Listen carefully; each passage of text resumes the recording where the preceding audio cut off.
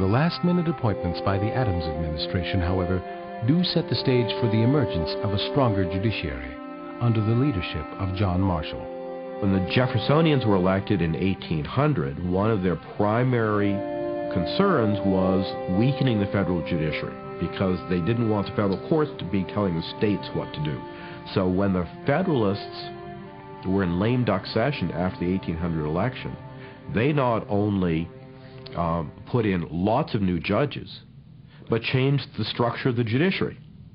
So that it was much more extensive, could reach down further into the states. The Jeffersonians came into power.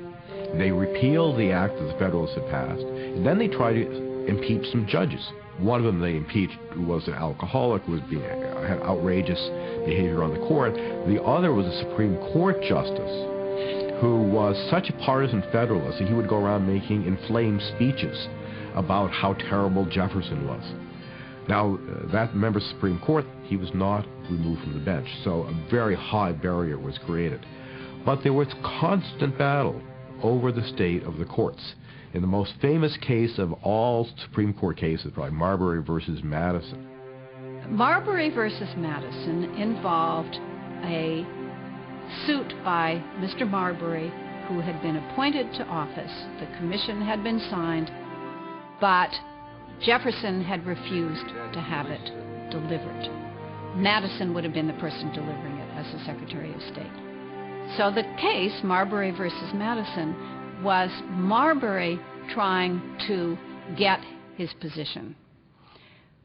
The Marshall Court ruled that no, he could not have the commission because part of the Judiciary Act of 1789 had in fact been beyond the powers of the Congress. So in a case which was really very minor, and in a case which denied what the plaintiff was seeking, Marshall expanded the dominion of the judiciary and really established the principle of judicial review. Jefferson does not repeat Adams' mistakes in selecting a cabinet or in relating to Congress. Jefferson had two brilliant colleagues on which to call for his cabinet, right off the bat. Albert Gallatin, who was born in Geneva, who had lived in western Pennsylvania, was a brilliant financier, had been in the House of Representatives in the 1790s, and he really carried the banner for the Jeffersonian Republicans. And they shared the same aims, which were cut taxes, reduce the deficit, which they did, they cut it out, and reduce the Army and the Navy.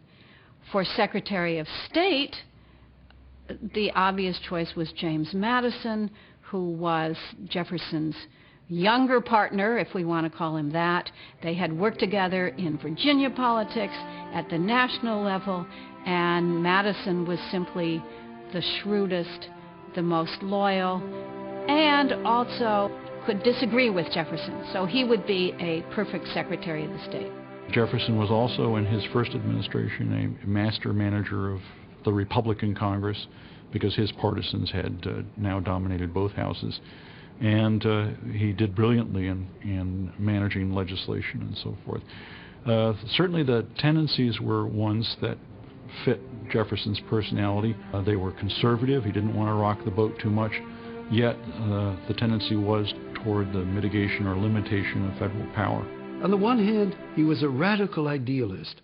On the other hand, he was a tough politician, and a very able politician, and a kind of ruthless politician, and an excellent administrator.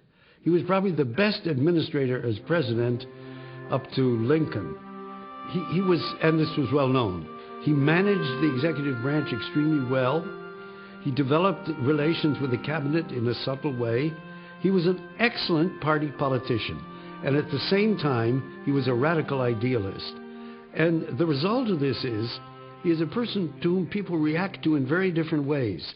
And his reputation keeps shifting all the time, because people see him either as this hypocrite because of this, or as a successful operator despite his ideals. It's very hard to reconcile this. And it was true in his own time. The two men who occupied the office of the presidency from 1796 to 1808 represent different styles and personalities, certainly, but also different points of view.